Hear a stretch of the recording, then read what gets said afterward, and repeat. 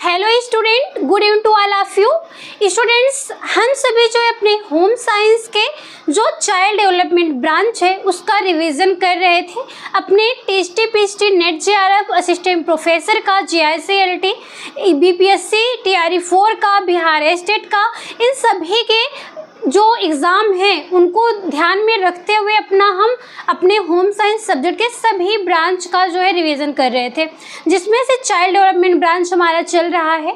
उसमें से कुछ क्लासेस हमने पढ़ लिया है, जिसमें से हम पिछली क्लास में क्या पढ़ रहे थे कि जो विकास की अवस्था में सबसे पहला है गर्भावस्था, वो गर्भावस्था कब से कब तक की है, इसमें किस प्रकार से गुणसूत्रीय विकार होते हैं या फिर गर्भवती महिला में जो विषाक्तताएँ देखने को मिलती हैं, इसके साथ ही साथ एबॉर्शन, मिसकैरेज देखने को मिलता है, और प्रसव की क्रिया क्या है, कितने स्टेज में होती है, प्रसव के प्रकार कितने बताए गए, ये सारे टॉपिक को हमने पिछली क्लास में कवर किया था। आज की क्लास हमारे उसके जस्ट आगे के टॉपिक से शुरुआत करते हैं, जिसमें हम बाल्यावस्था के बाद करते हैं। और बाल्यावस्था में भी हम जो विकास अपना पढ़ रहे हैं, इसमें एक टॉपिक आता है, एक पॉइंट पूछा जाता है कि विकासात्मक कार्य का संप्रत्यय किसके द्वारा दिया गया।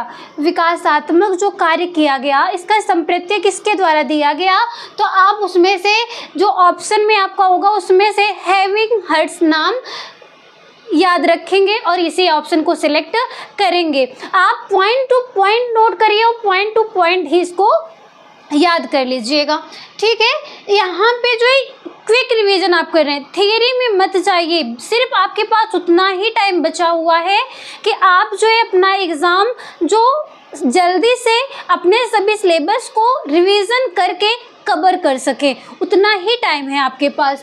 तो इसलिए पॉइंट टू पॉइंट सिर्फ रट जाइए, एकदम से रट लीजिए, उतने पॉइंट को आप याद करिए। और ये सारे टॉपिक जो बताए जा रहे हैं आपको, प्रीवियस ईयर के जो क्वेश्चंस हैं वहीं से ये सारे उठाए गए हैं। देखिएगा, इसके बाद है विकासात्मक कार्य का संप्रत्यय हैविंग हर्ट्ज के द्वारा दिया गया। इसके बाद है कि ऐसी कौन सी अवस्था है जिसे समायोजन की अवस्था कही जाती है, तो आप ऑप्शन में क्या सिलेक्ट करेंगे, शैशवावस्था को। यानी कि जो आपका शैशवावस्था है, ये एक ऐसी अवस्था है जब एक शिशु माता के गर्भ के बाद एक नई दुनिया में आता है। यहाँ उसे विभिन्न प्रकार के वातावरण से जो है समायोजन करना पड़ता है। उसकी श्वसन क्रिया कैसी चल रही है, वहाँ जो बाहर का उसका वातावरण है वो गर्म है या ठंडा है, किस प्रकार का है। यानी कि जो विकासात्मक अवस्थाओं में ये आपका शैशवावस्था है, ये शैशवावस्था एक समायोजन की अवस्था है, ऐसा ऑप्शन में सिलेक्ट करेंगे आप। ये बार बार आपके एग्जाम में पूछा जाता है। आगे देखिएगा, जन्म से 15 से 30 मिनट तक की अवस्था क्या कही जाती है। जब एक शिशु ने जन्म लिया, जन्म लेने के 15 मिनट तक, या फिर ऑप्शन में आप 30 मिनट भी दे सकते हैं, 15 से 30 मिनट तक की जो अवस्था है उसे क्या कहा जाता है, पार्ट्यूनेट कहा जाता है, ठीक है। आगे देखिएगा, जन्म से 30 दिन तक की जो अवस्था है उसे क्या कहा जाता है, नियोनेट कहा जाता है। इतना समझ में आया। आप यहाँ पे एक चीज़ और देख रहे होंगे कि यहाँ जन्म से 15 से 30 मिनट, दिन नहीं क्या मिनट की जो अवस्था है वो पार्ट्यूनेट कहला रही है। 30 दिन की जो अवस्था है वो नियोनेट कहला रही है।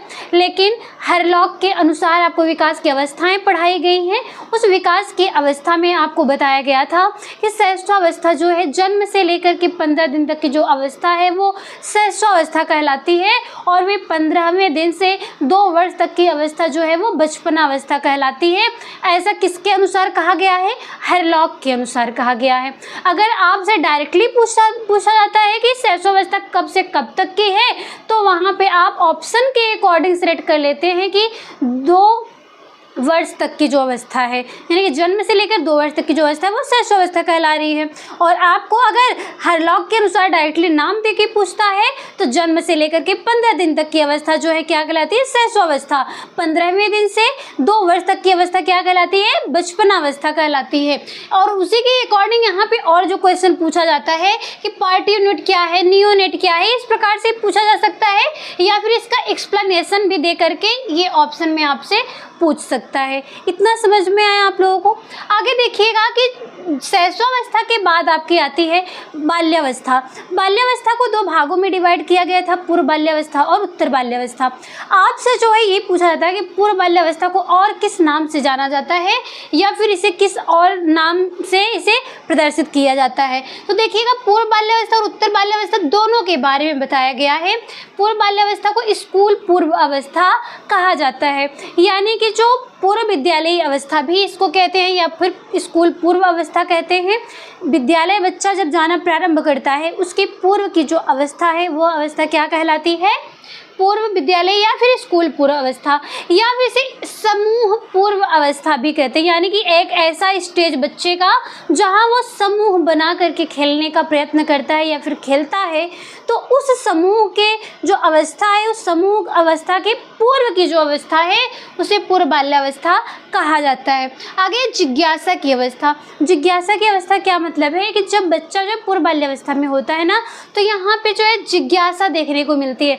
कुछ जो बच्चा है वो कोई भी चीज़ें देखता है तो पूछता है, जानने की जिज्ञासा रखता है कि ये चीज़ें इस प्रकार से हैं तो क्यों है।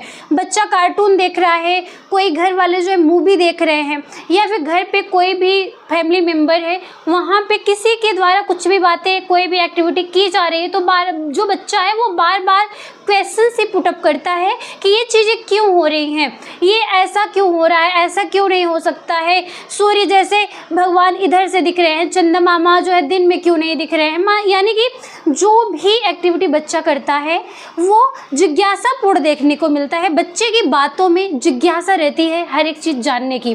और इसके साथ ही साथ बच्चा आप देखते होंगे जो खिलौने के साथ खेलता है, कोई भी खिलौना आप देते हैं वो तोड़ फोड़ के उसको एक एक पुर्जे को उसको अलग करने में लगा रहता है। वो यह जानने का प्रयत्न करता है कि जो चीज़ें, जो खिलौना आपने उसे दिया है वो बच्चा जो है देखता है कि ये चीज़ें किस प्रकार से बनी हैं या फिर क्या, यानी उसके अंदर क्या भरा हुआ है, ये सारी चीज़ें बच्चा देखना चाहता है। इसी को ध्यान में रखते हुए पूर्व बाल्यावस्था को जिज्ञासा की अवस्था कही गई है। इसके बाद देखिएगा उत्तर बाल्यावस्था आपको बताई जाती है। ये जो विशेषताएं इसकी बताई जा रही हैं ये आपसे एग्जाम में ऑप्शंस में पूछे जाते हैं कि अगर बच्चा इस प्रकार की एक्टिविटी कर रहा है तो उसे किस प्रकार की अवस्था के अंतर्गत आप रखेंगे। इसलिए ये सारे पॉइंट आप अच्छे से याद करिएगा। इसके बाद उत्तर बाल्यावस्था। उत्तर बाल्यावस्था में क्या क्या बातें हो रही है और क्या बातें कही जा रही हैं, किस नाम से और भी जाना जाता है। देखिएगा विद्यालयी अवस्था। उत्तर बाल्यावस्था को विद्यालयी अवस्था कहा जाता है। अब आप कमेंट बॉक्स में ये बताइएगा कि पूर्व बाल्यावस्था कब से कब तक है और उत्तर बाल्यावस्था कब से कब तक है। इसके पहले आपको ये विकास की अवस्थाओं में उसका जो वर्ष है, दिन है, महीना है, ये सारी चीज़ें आपको बताई गई हैं। इसलिए आप लोग कमेंट बॉक्स में अवश्य लिखिए कि उत्तर बाल्यावस्था कब से कब तक की है। ठीक है, आगे है कि टोली या समूह अवस्था। टोली या समूह अवस्था का मतलब है, इसके पहले वाले में आपने देखा कि समूह पूर्व अवस्था, यानी कि जब बच्चा एक समूह बना करके बच्चों के ग्रुप में खेलता है तो उसके पहले की अवस्था पूर्व थी और प्रेजेंट टाइम में जो है उत्तर बाल्यावस्था, इस अवस्था को समूह अवस्था कहा जाता है। यानी कि इस अवस्था में बच्चा जो है एक समूह बना करके खेलने का प्रयत्न करता है और खेलता है। इसके बाद है वस्तु अस्थायित्व की अवस्था। वस्तु अस्थायित्व की अवस्था बच्चे में होती है। कोई भी वस्तु अगर उसके आँखों से ओझल कर दी जाए, उसकी आँखों के सामने से हटा दी जाए, लेकिन बच्चे के दिमाग में उस वस्तु का प्रतिबिंब बन गया होता है और बच्चे को ये पता होता है कि ये वस्तु जो है वो अभी है, उसे आप कोई बात छुपा नहीं सकते हैं। जैसे कि बच्चा कोई खिलौना अगर खेल रहा है, आप उसे परेशान करने के लिए बच्चे को क्या करते हैं, उस वस्तु को हटा करके कहीं और रख देते हैं, लेकिन बच्चा उसे ढूंढने का प्रयत्न करता है। जैसे कोई खिलौना आपने अपने हाथों में आपने लिया हुआ है और बच्चे को देने से पहले आप क्या कहते हैं कि चिड़िया ले गई इसे, और ऐसा बोल करके आप उस वस्तु को वहाँ से हटा देते हैं या फिर हाथ को अपने पीछे छिपा लेते हैं, किसी वस्तु के पास जा करके चले आते हैं। तो बच्चे के दिमाग में वो प्रतिबिंब बन चुका है कि ये वस्तु यहाँ पर है। ठीक है, और इसके साथ ही साथ और भी आप एग्जाम्पल देखिएगा। वस्तु अस्थायित्व की अवस्था में और भी चीज़ें देखने को मिलती है, जैसे कि कोई बच्चा है, कोई वस्तु अगर उसके सामने देखी जा रही है, कोई भी चीज़ वो देख रहा है तो वहाँ से वो मैच करा के पहचानने का प्रयत्न करता है। जैसे आपने दिखाया किसी कुत्ते को देखने के बाद आपने बताया उसे कि बेटा ये क्या है, कि ये कुत्ता है, इसके 4 टांगे हैं, और सिर्फ जब अगर वो 4 टांगों से ही पहचान रहा है कि कोई छोटा जानवर, उसकी 4 टांगे, इस प्रकार से वो चल रहा है, तो बच्चा जो है बंदर को भी अगर देखेगा तो भी वो प्रयत्न करेगा ये बताने का, वो फिर बच्चा यही बताएगा कि वो क्या है, बंदर ही है, नहीं बताएगा, वो बताएगा कि वो क्या है, कुत्ता है, क्योंकि उसे पहले ही बता दिया गया है कि वो कुत्ते के 4 टांगे हैं और बंदर की भी 4 टांगे हैं। उसके दिमाग में ये प्रतिबिंब जो है बैठ चुका है कि जो कुत्ता है उसके 4 टांगे होती हैं। और इसके साथ ही साथ अगर आप अन्य जानवरों की पहचान करवाए हो तो बच्चा अच्छे से पहचानता है। और यहाँ तक ये चीज़ें आपको उत्तर बाल्यावस्था के अंदर बताई गई हैं, लेकिन आप देख रहे होंगे प्रेजेंट टाइम के जो बच्चे हैं इतने समझदार हो गए हैं कि उनको जो है, जो 6 वर्ष से एडमिशन होना चाहिए बच्चे का, उसके पहले ही एडमिशन करवा दिया, और बच्चे जो है जो चीज़ें दिखाई जाती है, समझाई जाती है, वो बच्चे अच्छे से आसानी से समझ जा रहे हैं और अच्छे से पहचान भी रहे हैं। ठीक है, तो यहाँ पे वस्तु अस्थायित्व की अवस्था को आप एग्जाम्पल में यही ले सकते हैं कि वस्तु जो है बच्चे के आंखों के सामने से ओझल भले ही हो जा रही है, लेकिन बच्चा जो है उसका प्रतिबिंब उसके दिमाग में बना हुआ है और बार बार उस वस्तु को प्राप्त करने के प्रयत्न में लगा रहता है। इसके बाद मिथ्या परिपक्वता की अवस्था। मिथ्या परिपक्वता की अवस्था का मतलब है कि अगर किसी बच्चे को जो इस उत्तर बाल्यावस्था में है, अगर आप उससे कोई बातें झूठ कह देते हैं, वो उस बात को झूठ मान लेता है। अगर कोई टीचर बच्चे को अगर ए फॉर एप्पल ना बता करके कोई और वस्तु बता देती है, बॉल बता दे, लेकिन बच्चा जो है वही चीज़ें याद करेगा, वही चीज़ें समझने का प्रयत्न करेगा, क्योंकि उसको ये बातें बता दी गई हैं। मिथ्या परिपक्वता उसके अंतर्गत हो रही है, गलत अवधारणाएं हो रही हैं, क्योंकि उसे विश्वास हो गया है कि ये बातें जो हमें बताई गई हैं वही सही है। और इसके बाद मिथ्या परिपक्वता में आप एक चीज़ ये भी देख सकते हैं कि अगर जैसे बच्चा जो है गिर जाता है कहीं पर, तो बच्चे को आप देखते होंगे, इसी से रिलेटेड है ये मिथ्या परिपक्वता से, लेकिन जो हम बताने जा रहे हैं वो जो पूर्व बाल्यावस्था है इसके अंतर्गत आता है। जैसे बच्चा जो है अगर कहीं पे गिर जाता है ज़मीन पे और बच्चे को चोट लग जाती है, कब? पूर्व बाल्यावस्था में। और इस अवस्था में बच्चे को जो चोट लग जाती है और वो रोने लगता है, उसे शांत कराने के लिए आप जो है अपनी हथेली से ये पृथ्वी पे 2-3 थप्पड़ जो है ऐसे तेज तेज से लगाते हैं, तो बच्चे को क्या लगता है कि ये जो बच्चे को चोट लगी है, वो बच्चा सोचता है कि अब मुझे चोट तो लग गई है, लेकिन मम्मी या पापा जो भी फैमिली मेम्बर हैं वो इससे यहाँ जहाँ मुझे चोट लगी वहाँ पे उसे भी थप्पड़ से मार दिया है, तो बच्चा फिर शांत हो जाता है। बच्चे को लगता है कि वो भी कोई ऐसी वस्तु है जिसे चोट पहुँच रही है, उसने मुझे चोट मारा इसलिए मम्मी पापा ने उसे भी चोट मार दिया। इस बात को सुन करके बच्चा जो वो खुश हो जाता है। इस प्रकार की अगर कोई भी क्वेश्चंस एग्जाम में आते हैं उसे जीववाद कहा जाता है। और ये कब आएगा आपके? जीववाद। ये किसमें देखने को मिलता है? पूर्व बाल्यावस्था की अवस्था में मिलता है। और वहीं पे उत्तर बाल्यावस्था आपने देखा मिथ्या परिपक्वता की अवस्था कि कोई बातें उसको जो भी बता दी जा रही है वो वही सीख जा रहा है, वही समझ रहा है। और एक बात ये मिथ्या परिपक्वता में एक एग्जाम्पल ये है कि बच्चा जो है जब उत्तर बाल्यावस्था में होता है वो समझ नहीं पाता है कि मैं बड़ा हो गया हूँ या फिर छोटा हूँ, क्योंकि जो पेरेंट्स हैं वो अगर बच्चा कोई ऐसी एक्टिविटी करता है तो पेरेंट्स लोग कहते हैं कि तुम अभी छोटे हो इसलिए बड़े लोगों की बातों में कोई भी अपने पॉइंट मत रखा करो। अगर ऐसा पेरेंट्स बोल रहे हैं तो बच्चा लगता है उसे वो बहुत छोटा है। और लेकिन अगर कभी वो गलती कर देता है तो पेरेंट्स क्या कहते हैं कि तुम बड़े हो गए हो, अब तुम इस प्रकार की एक्टिविटी मत किया करो। तो बच्चा जो एक उसके अंदर ये झूठ विकसित होता है, मिथ्या परिपक्वता हो जाती है। वो बच्चा समझ ही नहीं पाता है कि मैं छोटा बच्चा हूँ या फिर बड़ा बच्चा हूँ। तो ये जो अवस्था है ये उत्तर बाल्यावस्था के अंतर्गत आता है। इसके बाद समलिंगी आकर्षण। समलिंगी आकर्षण का मतलब है कि जो बच्चा है वो चाहे मेल हो या फीमेल है, वो अपने ही लिंग के ग्रुप में मिल करके खेलने का प्रयत्न करता है। कोई खेल खेल रहा है, पढ़ाई करने का प्रयत्न कर रहा है, विद्यालय में है, तो यहाँ पे जो है अगर बालक है तो बालक के साथ, बालिका है तो बालिका के साथ ही समूह बना करके एक साथ में मिल करके खेलने का प्रयत्न करते हैं या फिर कोई भी एक्टिविटी कर रहे हैं। तो समलिंगी ए के प्रति आकर्षण होता है। ठीक है, इसके बाद आप पढ़ेंगे जब किशोरावस्था पढ़ते हैं तो वहाँ पे जो है विषम लिंगी आकर्षण देखने को मिलता है। इसके बाद इतना जब आप पढ़ लेते हैं तो आपको एक टॉपिक एग्जाम में ये पूछा जाता है कि जो माता पिता हैं वो किस प्रकार से अपने बच्चे का पालन पोषण कर रहे हैं, उसके कितने प्रकार बताए गए हैं, आपसे एग्जाम पूछा जाता है।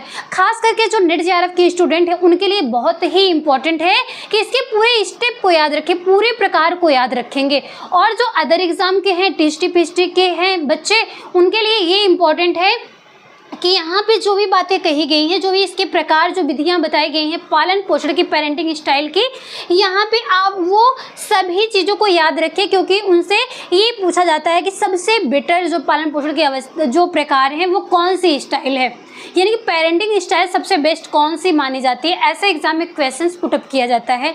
तो यहाँ पे जितने बताए गए पॉइंट, आप उस पॉइंट को याद रखिए और इसका एक्सप्लेनेशन जो है मैं आपको तुरंत समझा रही हूँ, बस आप सुनते जाइएगा और समझते जाइएगा। लेकिन यहाँ यदि हिंदी और इंग्लिश दोनों ही नाम आप याद रखेंगे, क्योंकि एग्जाम में आपकी हिंदी इंग्लिश कोई भी दे सकता है। देखिएगा, सबसे पहले पालन पोषण की विधियों में है कि अति संरक्षण देने वाले माता पिता, यानी कि ऐसे माता पिता जो है अपने बच्चे को बहुत ही ज़्यादा केयर करते हैं।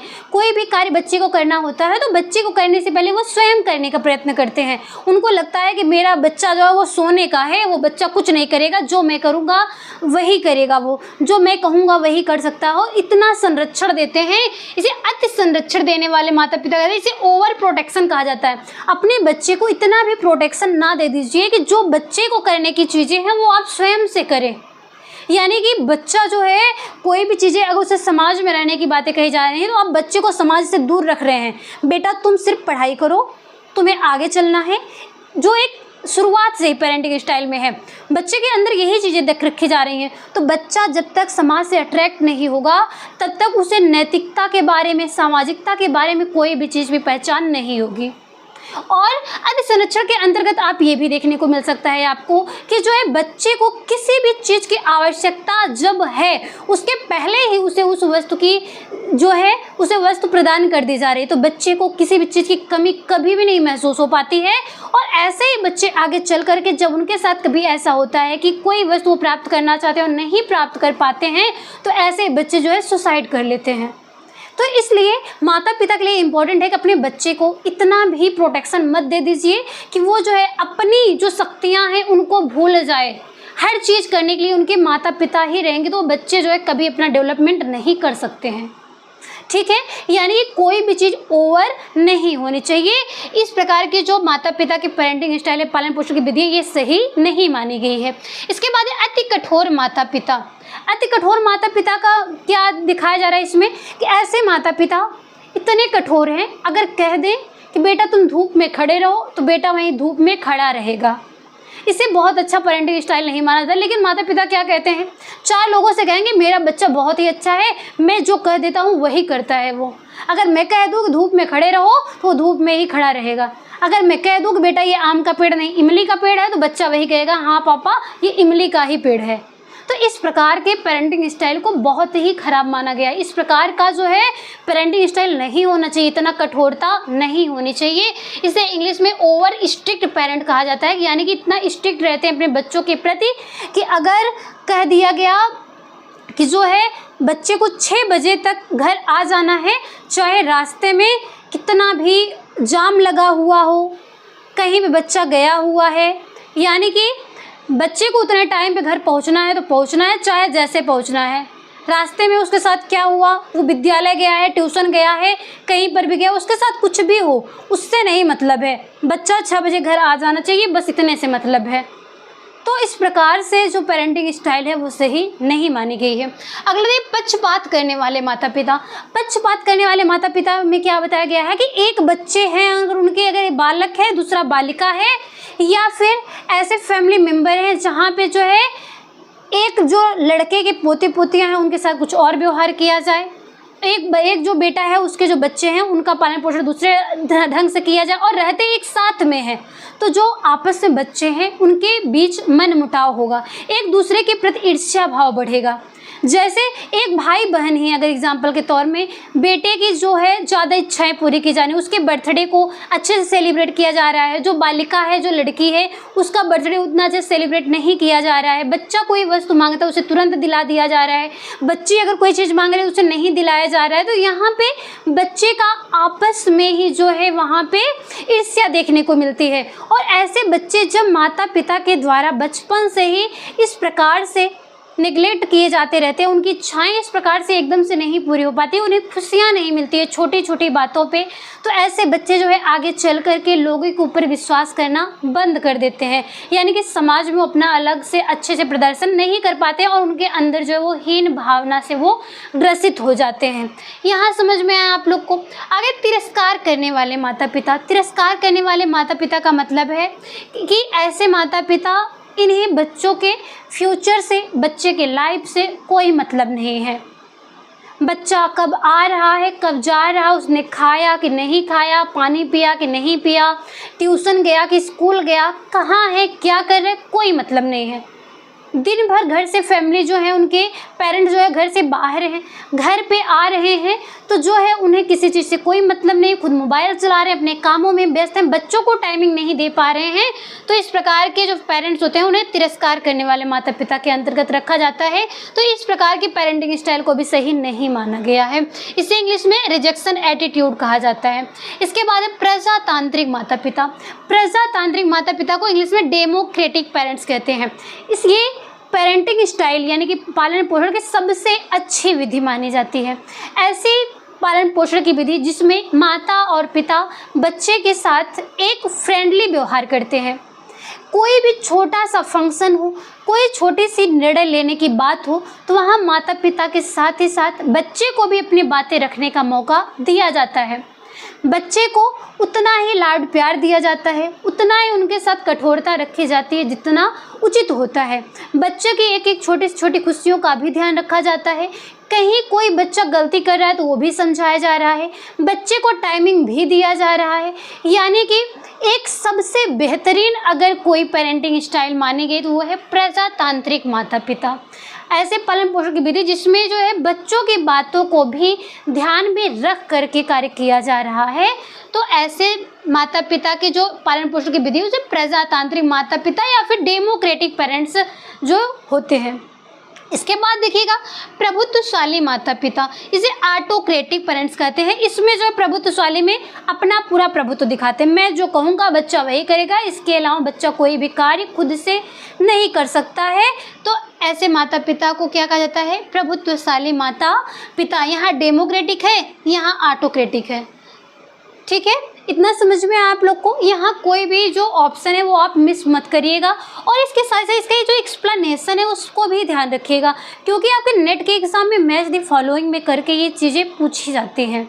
आपने देखा ही होगा प्रीवियस ईयर के जो क्वेश्चन पेपर बच्चे सॉल्व कर रहे होंगे कि जो ये सारे क्वेश्चंस दिए जाते हैं नेट के एग्ज़ाम में, खास करके वहाँ पे लेंदी क्वेश्चंस बनते हैं। तो इस प्रकार के वहाँ पे क्वेश्चंस देखने को मिलते हैं। आगे देखिएगा आप लोग, डायना ब्यूमरिड के द्वारा पालन पोषण की विधियाँ। एक प्रकार से आपने देखा कि सिर्फ पालन पोषण की विधियाँ कितने प्रकार से होती हैं, लेकिन वहीं पे आपसे पूछा था कि डायना ब्यूमरिड एक विद्वान है, इनके द्वारा जो है पालन पोषण की विधियाँ कितने प्रकार की बताई गई हैं।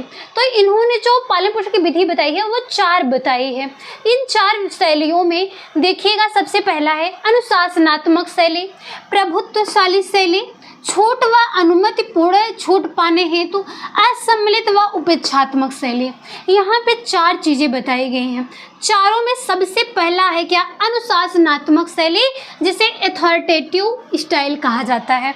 इसका मतलब है जिस प्रकार से आपने यहाँ पे प्रजातांत्रिक माता पिता में देखा था कि बच्चे की हर एक खुशी का भी ध्यान रखा जा रहा है, और इसके साथ ही साथ उन्हें कब उनको सलाह की आवश्यकता है, माता पिता कब उन्हें समझाएं कब ना समझाएं, एक फ्रेंडली मित्रवत व्यवहार कर रहे हैं। तो प्रजातांत्रिक थी, सेम वही चीज़ें अनुशासनात्मक शैली के अंतर्गत रहता है, यानी कि बच्चे अनुशासन में रहने वाले हैं। कब किस चीज़ की आवश्यकता है बच्चे उस कार्य को उतने उचित ही हिसाब से करते हैं।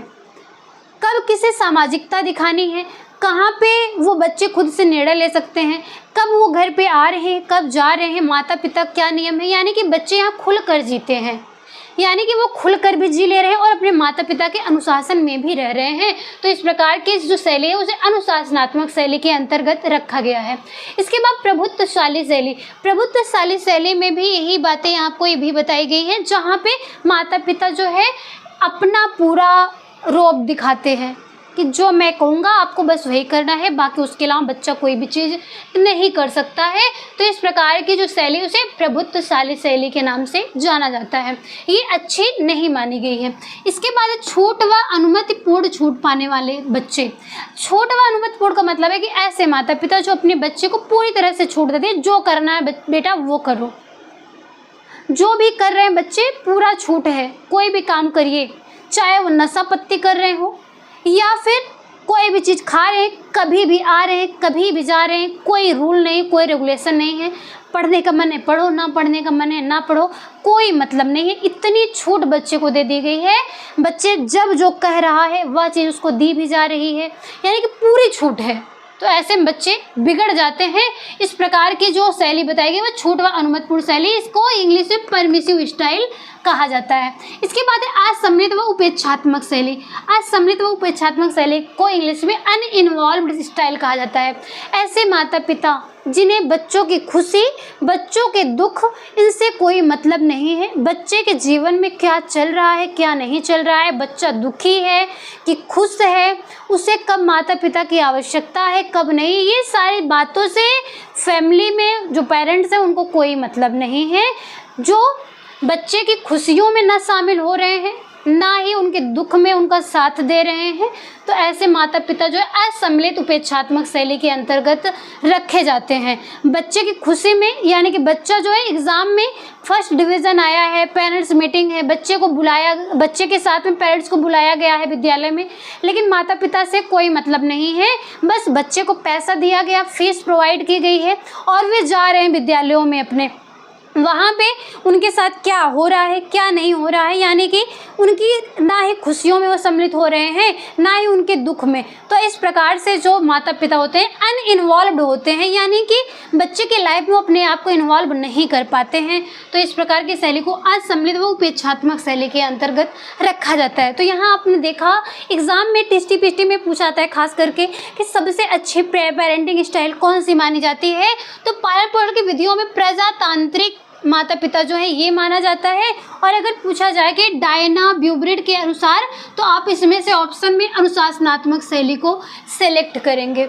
इतना समझ में आया आप लोगों को। आगे देखिएगा, बच्चों की कुछ सहज क्रियाएं होती हैं।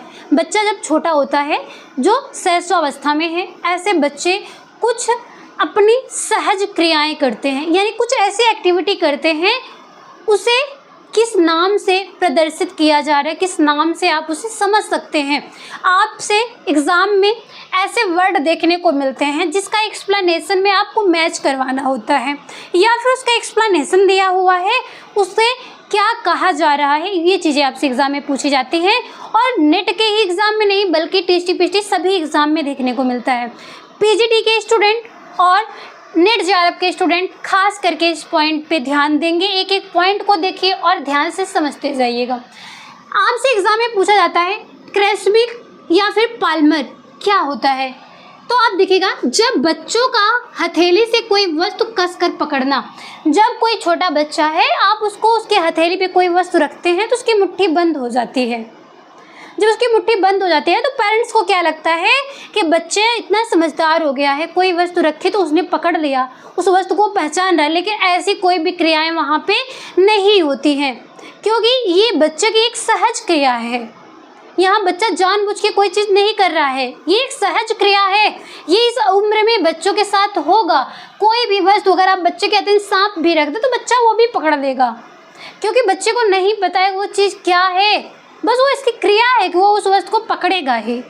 अगर आपके घर पे छोटे बच्चे हैं ना, आप उसे अच्छे से देख रहे होंगे, समझ रहे होंगे, ठीक है। तो ऐसी चीज़ें अगर आपसे पूछी जा रही हैं क्वेश्चन में कि बच्चों के हथेली से कोई भी वस्तु अगर कसकर पकड़ी जा रही है तो इसे क्या कहा जाता है? तो आप इसे ग्रेसमिंग या फिर पाल्मर के नाम से जानते हैं। अगला है बेबकिन। बेबकिन क्या होता है? दोनों हथेली पुश करने पर मुख खोलना। जब आप बच्चा जो है लेटा हुआ है, शैशवावस्था में है, आप उसके हथेलियों पे ऐसे हाथ रख करके सहलाते हैं उसके हाथों को दोनों हाथों से अपने, तो बच्चा जैसे लगता है कि वो उठने की कोशिश कर रहा है, उसका मुख जो है वो खुल जाता है। यानी कि दोनों हथेली को पुश करने से, ऐसे धीरे धीरे पुश करने से जो है क्या होता है, वो बच्चा अपना प्यार से मुख खोलता है। तो इस प्रकार की जो क्रिया है उसे बेबकिन के नाम से जाना जाता है। आगे बेबेंस्की होता है। बेबेंस्की का क्या मतलब है कि पैर के तलवे सहलाने पर अंगुलियों को फैलाना। छोटा बच्चा है, जैसे गुदगुदी लगती है ना, किसी भी जो व्यक्ति कोई भी है तो उसे लग जाती है कि किसी भी अदर पर्सन के द्वारा जब स्किन को टच किया जाता है तो एक सहज सी क्रिया महसूस होती है। जैसे छोटे बच्चे को भी आप देख सकते हैं कि उनके पैरों को जो आप सहलाते हैं तो उनके जो पैर की अंगुलियां हैं वो खुल जाती हैं, कभी कभी पंजे मुड़ जाते हैं और कभी कभी पूरी अंगुलियां उनकी फैल जाती हैं। तो इस प्रकार की क्रिया को बेबेंस्की के नाम से जाना जाता है। पैर के तलवे सहलाने पर अंगुलियों को उनको फैला देना।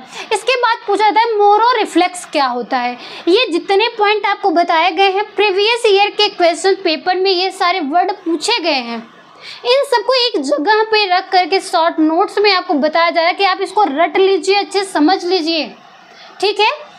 मोरो रिफ्लेक्स में कहा जाता है कि मोरो रिफ्लेक्स क्या है, इसे एक्सप्लेनेशन पूछ सकता है या फिर एक्सप्लेनेशन देकर के इस वर्ड को सिलेक्ट करने के लिए पूछ सकता है। जब कोई बच्चा भय से हाथ पैर अचानक से फैला देता है, आपकी आंखों में कोई चीज़ अचानक से गिर जाती है तो आपकी आंखें अपने आप बंद हो जाती हैं, कोई चीज़ अचानक से आवाज़ होगी आप डर जाते हैं। तो इस प्रकार की कोई भी एक्टिविटी अगर हो रही है, कोई भी डरावनी चीज़ है, कोई वस्तु जो आवाज़ की अचानक से, तो इस प्रकार से बच्चा डर जाता है और क्या करता है, उसके हाथ पैर अचानक से फैल जाते हैं चारों तरफ। तो ऐसी क्रिया को मोरो रिफ्लेक्स के नाम से जाना जाता है। इसके बाद है टॉनिक नेक। टॉनिक नेक क्या होता है? टॉनिक नेक नाम से समझिएगा। नेक यानी कि गर्दन। जब बच्चे को उसके गाल पे टच किया जाता है, स्पर्श किया जाता है, बच्चा अपना सिर जो है धीरे धीरे घुमा लेता है। बच्चे के गाल को स्पर्श करने पे अपनी गर्दन को वो घुमा लेता है एक तरफ। तो ऐसी क्रिया को क्या कहा जाता है? टॉनिक नेक नाम से जाना जाता है। इसके बाद है स्टेपिंग रिफ्लेक्स। स्टेपिंग रिफ्लेक्स का क्या मतलब है? मोरो रिफ्लेक्स में आपने देखा कि बच्चा जो है भय से अपने हाथ पैर को फैला रहा है। स्टेपिंग रिफ्लेक्स का क्या मतलब है कि जब कोई छोटा बच्चा है शैशवावस्था में, आप उसको जो है उसके यहाँ से हाथों से आप यहाँ पे कस के पकड़ते हैं, ऐसे बच्चे को इस प्रकार से पकड़ते हैं, बिस्तर पे ना रख करके उसे आप ज़मीन पे रखते हैं। इस प्रकार से आप बच्चे को जब ऐसे उठाते हैं, ऐसे पकड़ते हैं, ज़मीन पे ले आते हैं, तो बच्चा जो अपने पैर को एक एक पैर को धीरे धीरे आगे बढ़ाने का प्रयत्न करता है, जबकि इस अवस्था में बच्चा चलता नहीं है। ये एक सहज सी क्रिया है जो इस उम्र में बच्चे के साथ होती है।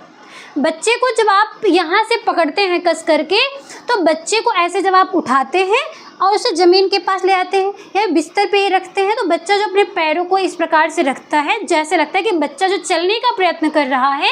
आप सभी ये सारी एक्टिविटी देखे होंगे बच्चों को, बस उसका नाम याद रखिए। आप जो बच्चे की एक एक एक्टिविटी से उसके जो मेन नाम है, किस नाम से ये जाना जा रहा है, उस नाम को याद रख लीजिए, बहुत आसानी से याद हो जाएगा। तो इसे स्टेपिंग रिफ्लेक्स कहते हैं। स्टेपिंग मतलब जो एक एक स्टेप रखने का प्रयत्न कर रहा है, तो इस प्रकार को जो सहज क्रिया है उसे स्टेपिंग रिफ्लेक्स के नाम से जाना जाता है। अगला है रूटिंग। रूटिंग क्या होता है? प्रत्येक वस्तु को मुख में रखने व डालने की कोशिश। कोई भी वस्तु हो उसे पकड़ करके बच्चा जो है अपने मुंह में रखने का प्रयत्न कर रहा है, चाहे वो कोई भी वस्तु हो, चाहे वो खाने पीने की वस्तु हो या फिर कोई एक्टिविटी, कोई भी क्रिया, पेन है, कॉपी, कुछ भी अगर बच्चा अपने मुंह में रख रहा है, तो इस प्रकार की क्रिया को जो है क्या कहा जाता है? रूटिंग के नाम से जाना जाता है। एग्जाम में आपके ये शॉर्ट में ये नाम भी देकर इसका एक्सप्लेनेशन पूछ सकता है या फिर एक्सप्लेनेशन को रख करके ये वर्ड को पूछ सकता है कि ये कौन सी क्रिया हो रही है। इसके बाद है सकिंग। सकिंग को क्या एक्सप्लेनेशन में दिया गया है? वस्तुओं को मुख में डाल करके चूसने का प्रयत्न करना, यानी कोई भी वस्तु है बच्चा जब अपने मुख में रखकर उसे चूस रहा है, तो ऐसी क्रिया को सकिंग कहा जाता है। इसके बाद है स्विमिंग रिफ्लेक्स। स्विमिंग रिफ्लेक्स क्या है? स्विमिंग से नाम समझे तैरने का प्रयत्न बच्चा कर रहा होगा। जब बच्चा शैशवावस्था में बिस्तर पे अपने लेटा हुआ है, पीठ के बल हो किसी बल लेटा हुआ, वो जब पलट जाता है या बच्चे को पलट करके पेट के बल बच्चे को बिस्तर पर लिटा दिया जाता है, वो अपने दोनों हाथों को पटकता है, पैर के पंजों को पटकता है। इस प्रकार से अगर वो तैरने के जैसे बच्चा अगर बिस्तर पे लेटा हुआ है तो इस प्रकार की जो क्रिया है उसे स्विमिंग रिफ्लेक्स के नाम से जाना जाता है। यानी कि पेट के बल बच्चा लेट करके अपने हाथों पैरों को पटकता है, तो ऐसी क्रिया को क्या कहते हैं, स्विमिंग रिफ्लेक्स के नाम से जानते हैं। इसके बाद है पेबिलरी। पेबिलरी क्या होता है, इसमें समझिएगा आप, प्रकाश से आंखें बंद करना व खोलना। जैसे अचानक से जो है प्रकाश जो है लाइट उसके ऊपर पड़ती है तो बच्चा अपनी आंखों को बंद कर लेता है, या फिर कुछ समय बाद जब प्रकाश नहीं रहता तो अपनी आंखों को जो है वो खोल लेता है। तो इस प्रकार से जो बच्चा ये क्रिया कर रहा है, इस प्रकार की क्रिया को पेबिलरी क्रिया के नाम से जाना जाता है। आई होप यहाँ पे जो भी आपको ये सहज क्रिया बताई गई है वो आप अच्छे से समझ पाए होंगे। हम आपको बार बार बता रहे हैं कि यहाँ पे आपको समझने के पर्पज़ से इतना डिटेल्स में बताया गया है। आप एक एक पॉइंट को अच्छे से समझ पाए होंगे, लिख पाए होंगे। अगर आपने यहाँ पे किसी भी पॉइंट को नहीं नोट किया तो आप उसको अच्छे से ध्यान से नोट कर लीजिए और उसको अच्छे से आप समझ लीजिए। सभी पॉइंट आपके एग्ज़ाम के पॉइंट ऑफ व्यू से बहुत ही इम्पोर्टेंट है। ठीक है, तो आज की क्लास हमारी यहीं पे कंप्लीट होती है। जो भी स्टूडेंट नए हैं क्लास में वो चैनल को सब्सक्राइब कर दीजिएगा, अपने फ्रेंड सर्कल में शेयर कर दीजिएगा, जिससे कि सभी स्टूडेंट जो है अपनी तैयारी बनाए रखें। और इस क्लास का क्या फीडबैक रहा है वो आप कमेंट बॉक्स में अवश्य लिखिएगा। मिलते हैं आप लोग से नेक्स्ट टॉपिक के साथ नेक्स्ट क्लास में, तब तक के लिए धन्यवाद।